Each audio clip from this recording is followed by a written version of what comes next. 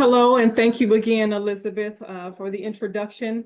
And for this portion, I'm just going to be talking about chronic disease, chronic illness, and how it can be prevented, how it can be reversed, or how you can improve it, okay? And it's just some real quick nuggets about it, okay?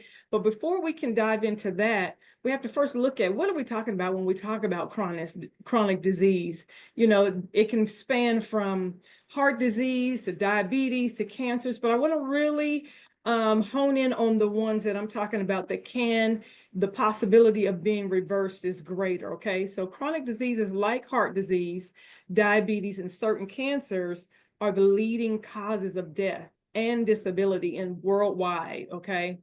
But what if I could told you that these conditions are not only preventable, but in many cases can actually be reversed, okay? And you might be thinking, well, what about those diseases that run in my family?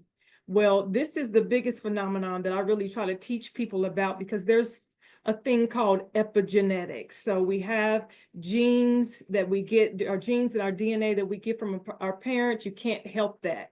But there's a thing called epigenetics, which really looks at what are the environmental external factors that really caused that gene. If you have a cancer gene, if you do have a heart disease, if you have that propensity to get that disease, you know, whatever chance that might be, it's the epigenetics, it's the environmental factors, it's the things we do on a daily basis that really turns on or activates the ability for you to acquire that disease. So again, epigenetics, look into it. It is something that's been around for a long, long time, and they continue to do research about it to try to really figure out and hone in on how we can prevent disease. So when I hear people say, oh, well, you know, diabetes, it runs in my family and certain things run in our family, it's almost as if they're sitting around waiting to get it because it runs in their family. But you don't have to get it. You don't have to get it. You might have a greater propensity to get it because you may have that gene pool, but there is an easy 30, 40, even 50% chance that you will not develop the same things that your parents or grandparents and stuff have developed, all because of this phenomena, okay? So if you don't remember anything else, remember, just because you feel like it runs in your family does not mean that you have to get it. It actually is just running through your family because more than likely you all have done the same things in life, have encountered the same environmental effects, if you will, okay? So I just want to note that at first, okay? So chronic diseases, they're often a result of years of exposure to a handful of risks, okay? So we're talking tobacco, poor nutrition, physical inactivity, excessive alcohol. And these are, again, environmental and life choices that lead to some of these chronic illnesses. So it's no wonder it can A, be prevented, and B, be reversed, okay? If you think about that. So I want to bring hope today to let people know that, hey, just because you might be confronted with or suffering from one of those disease processes right now does not mean it has to stay, okay? Particularly if it is one where it says, okay, your nutrition and your physical activity and rest and stress management can reduce it, then guess what? It can be reversed, okay? There's things that you have to go through, and we'll talk about that briefly here in a second, but that's the good news, okay? By making intentional lifestyle choices, we can dramatically reduce. There is not many things or conditions out there that a good nutrition program can't for sure improve, okay? And if you think about it, if you've ever been in the hospital or if you've known somebody who was either on life support or, you know, they're unable to eat and that sort of thing, guess what they must still have? They must still have an IV, which is fluid, and they must still have a source of nutrients by way of a feeding tube. So they might not be awake and able to swallow by mouth, but the body still needs those nutrients. Okay, so that's how important it is. All right, so let's just look at some things real quick here that you can do starting today that can help turn around. If you are one that is suffering from a chronic illness, things that you can start to do today. First, I want to encourage you, you have to build a team. You have to build a team around you. This world is full of information. It's information overload almost. So it's like, what do I do? Okay. You've heard eat well, exercise, we hear all that, but what do I eat? At what times of the day can I eat? When it comes to a specific disease process, what are the best foods to eat? Okay. And that's where functional nutrition really comes in, because we're not just saying, okay, here, eat whole foods and vegetables and salads all day and drink water. It's more about what nutrients, minerals are you able to get from those foods, being prepared properly, that will decrease the deficiencies that you have. Most diseases come from a deficiency in something. So where do we get nutrients and minerals from? Our food. So the first thing we've got to do is fix our food. We've got to get the food in check. And again, somebody building your team of professionals around you that can help you do that. So a functional nutrition counselor, that is somebody that can help you do that. Okay. Getting moving. We've got to continue to move our frames. People think a lot of times when it comes to health and nutrition and that sort of thing, the first thing they think when we talk about exercise, they think I got to go get a gym membership and I've got to become a gym rat. That is not at all what I am speaking of today. When I'm talking about just get moving, just by walking daily. It has so many benefits just by walking every single day. You can control your weight, reduces inflammation, it improves heart health, the cardiovascular system, where our vessels, where the blood is able to pump through our bodies, brain health, just from walking. Okay? So keep moving no matter what. I feel like as soon as we sit down, why do you think after a certain amount of time, or if we sleep at night and we wake up in the morning, some of us are a little more stiff because we've been still too long? When you're in the hospital after surgery, what is one of the first things they get you to do? You have to get up with physical therapy and move. It helps with the circulatory system. So moving is not just about, oh, go get the gym membership. It really is about the daily, just walking, stretching, moving, allowing the circulation to do what it does. Okay. Another thing, quit smoking, limit alcohol. And then this one is one that is key: prioritize sleep. I tell clients that I work with, sleep is a non-negotiable. So much repair happens when we sleep. So a lot of sleep therapy has to come into play, and a lot of things that need to be known to help you make sure that you are getting a good night's sleep. And then managing stress is another thing. And people think, oftentimes when I talk about managing stress, I think, okay, well, at the end of the week, I'll go get a massage, or I'm gonna go on a trip, take a 2-week trip. But managing stress needs to be a daily practice. Deep breathing exercises, that brings the cortisol levels down. This is what helps your body to come down from those stress levels, because what happens is if we don't de-stress daily, those cortisol levels stay up there, leads to weight gain, can lead to heart disease and some of the other disease processes that we're talking about. So when you hear manage stress, it's a daily thing. Even the things you feel like you're not that stressed about, that's why it's still so important to, at the end of your day, debrief, debunk, like take some deep breathing exercises, okay?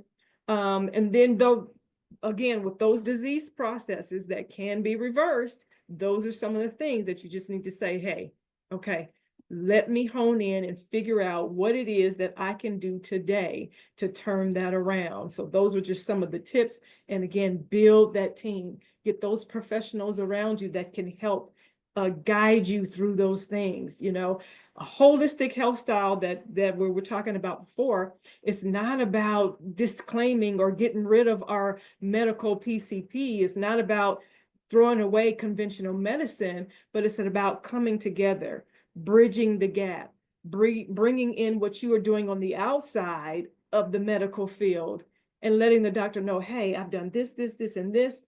I'm feeling better. Look at my numbers. How can I reduce this medication? How can I begin to come off of this medication? That's how we work in tandem with the medical field.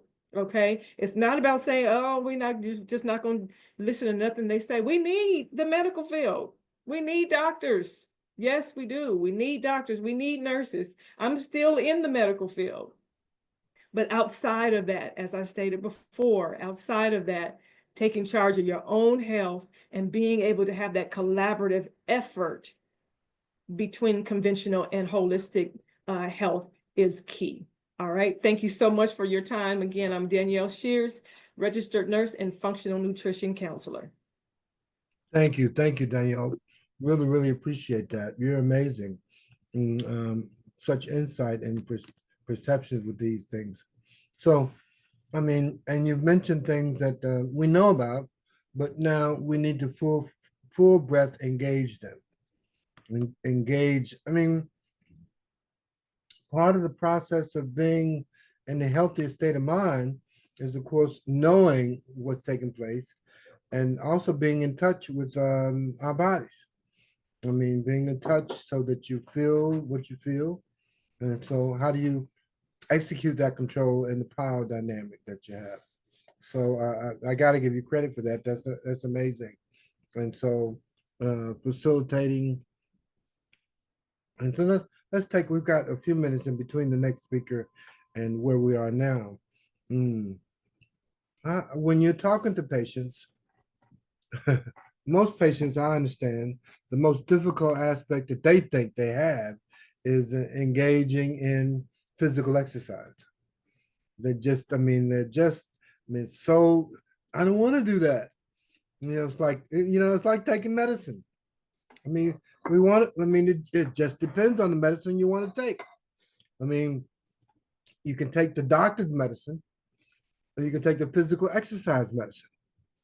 Both will have their side effects. I mean, so if you had to do more walks around the neighborhood, and if you did that, you could take less medicine, that'd be a good thing, right? Mm-hmm. In fact, during therapy, I don't remember her name, but this lady, she had to be in her 80s. And she was on the exercise bike, and the doctor had told her she needed to take 15 minutes on the bike. Mm-hmm. Do you have just, I mean, Pretty just has to go. Would you like to say a few things about your execution of this, if you could, Pretty, or do you have to go this second? Okay, Looks like she already hung up. Okay. All right, we have our fertility lawyer coming on. He should be here any minute. What is the time? It's 1:52. Oh, you got 3 minutes. No, Okay, you got 7 minutes. 7 minutes. Okay. Anyone want to say anything for 7 minutes? No, let's go back to what we're talking about. How we can, because the body is just an amazing device. It's an amazing unit. I mean, what I have found is even soreness and pain. You know, the body will endure. It takes about 3 episodes. Let's just say if you started walking and you walked a week, 3 to 4 days a week. At the end of 3 weeks, the soreness from walking is gone. The soreness from walking is gone. See, so the body has a way of overcoming that discomfort. So it's almost like, now sometimes it might take a little longer, but it's pretty consistent. It's pretty consistent. I've even seen how if I have a certain breakfast every day, every morning for 3 weeks, my body starts to crave that same breakfast. I said, oh, I got an appetite for this. So the body's really very consistent. And it's also so consistent when it comes to being able to heal itself. To heal, yeah, and doctors have become so, doctors have made it so that they rely on your ability to heal, rely on your ability to heal. So I mean, so with that being said, I mean, when the doctor gives you surgery, and the doctor relies on your ability for that cut to heal. Oh, I'm gonna That cut make to heal. Reginald. I'm gonna make you the co-host just in case we miss this speaker. No, we're not gonna miss it. Yeah, hold on. Okay. So that being said, there's a lot that we have to overcome, but I like to think that we're on our way to being a healthier people, healthier community, and hopefully this this program will get us on the format to being healthier. Is there something that anyone listener might have as an insight to an obstacle that you have, or something that has been made easier for you in your process of healing? Now, it's a single thing, You know, if there's something that you'd like to share, Jula Dicker, is that Jack? Is it Jula? Okay, so let's set as a standard, because our next year this time, I mean, when we come back to the health and wellness formula, I want to see, I don't know what would contemplate a healthier you. That's a good idea. What will happen for you to contemplate experience a better you? What you think could happen for you to get one? I'll say first, I need to be at the gym at least 3-4 days a week. Yeah, and for me, I swim 3 to 4 days a week. Every week, I'm at the gym. An hour. As a matter of fact, the new CDC standards for diabetic prevention or care is you need to spend 150 minutes per week of exercise. 150 minutes per week. You'll see the curbing of the impacts of any kind of diabetic experience. I mean, you get a better energy profile. You get a better, profile of the consumption of foods. So that's what their standards are. So I figure if I can meet their standards, I'm on my way. Are you coming on Zoom? So with that being said, if there's something else anyone else has to add with that, I mean, if I'm doing that, then I'm doing what I need to do. So anybody else have a comment or question or added value that they think might add value to your health that way? I think about an Yes, I example do. with oh, I'm sorry, go ahead. No, go ahead.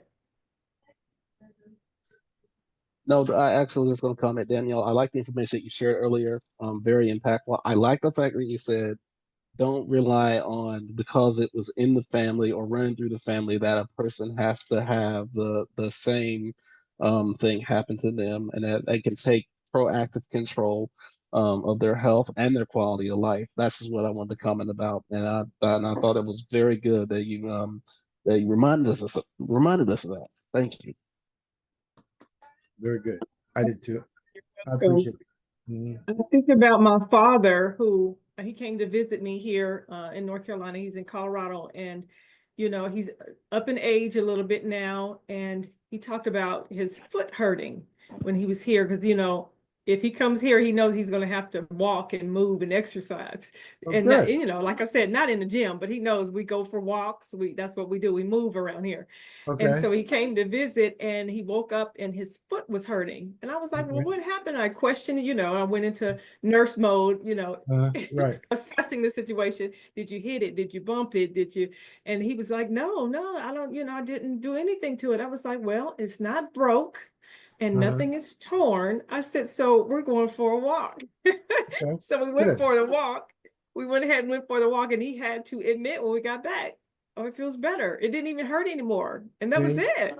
Yeah. But so many times we feel like, oh, well, something's hurting, and we coddle it, or we sit there, or we pamper it, or we, and I'm not saying, because if something's broke or torn, absolutely, you need to do what you need to do. But if it's not, he had to admit, it does feel better, and it didn't hurt even the rest of the time he was here. So That's you true. just That's gotta a keep great, moving. that's a great perception. I had a good friend of mine, you know, it was paradigm.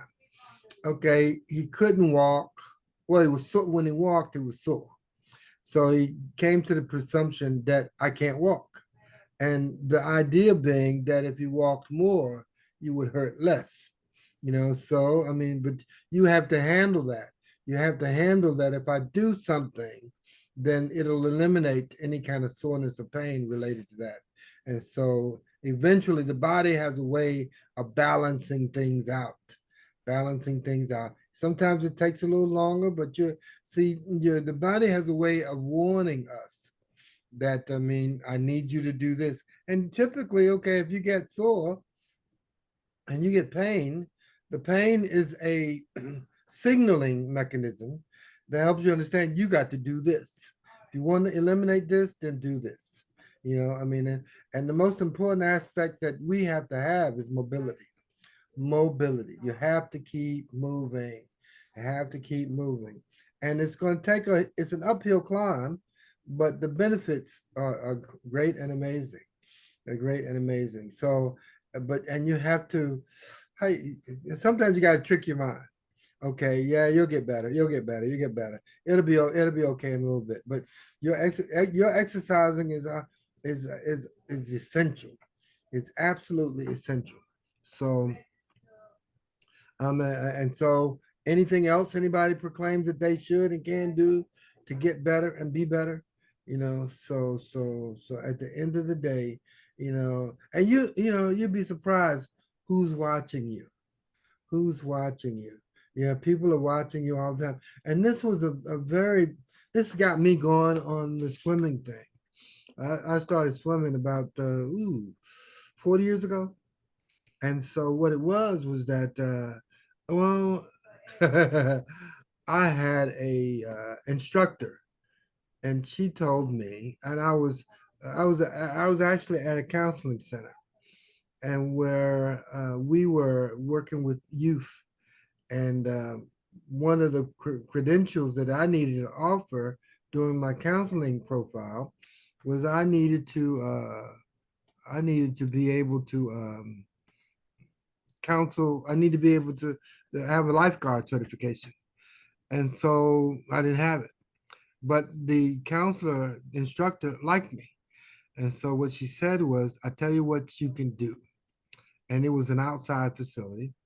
She said, if you'll swim across this lake and back, I'll certify you as a legitimate certification for lifeguard.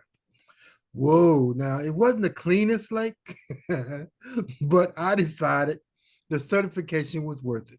And so I did it. And those weren't, I mean, other than that, the pool requirements were 35 laps. I think it was 17 laps there and back. So there and back equals a lap. So 17 times. So I said, you know, I'll take the lake any day. Any day. So with that being said, it's an important time, and it's important for you to take an active claim on your exercise and profile for better health. And so I hope it is our hope that you step into that realm and circle, understand that you have control of your health, and it's important that you step into that and take advantage of what that means and represents. Listen, I need to tell you during this segment, I really, really, really appreciate you all and what you've added. Danielle, thanks. Alan, thank you. And Reginald, thank you so much for being a part of this afternoon's credentials event for wellness and health and wellness empower. And so we are moving into the next paradigm, and we have our speaker with us now, Mr. Andrew Retcher.